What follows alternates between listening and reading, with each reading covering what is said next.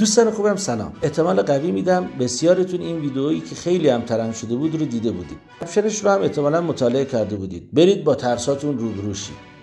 اما واقع قصه اینه کاش میشد ادامه این ویدئو رو هم میدیدیم که قصه با ترسات روبرو شو اینجوریان نیست که در قالب مطالب انگیزشی میشنویم. یکی از اشکالات مطالب انگیزشی اینه که کل ماجرا رو با ما به اشتراک نمیگذارن.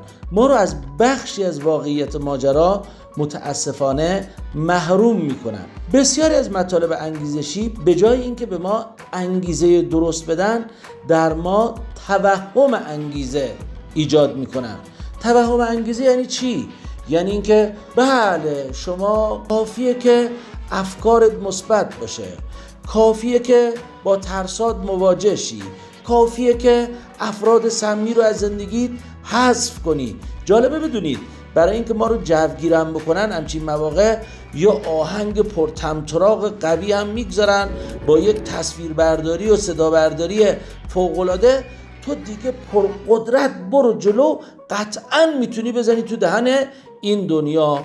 یه 2-3 روز میری و همه کارهایی رو که گفته بودن انجام میدی، میایی میبینی عجب هنوز سر نقطه قبلی بلکه عقبتری، احساس میکنی انرژی تو هدر دادی.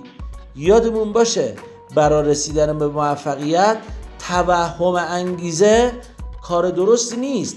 انگیزه درست اونجایی ایجاد میشه که شما تواناییاتو به درستی بشناسی، به تواناییات اعتماد کنی و به تناسب تواناییات تلاش آگاهانه کنی.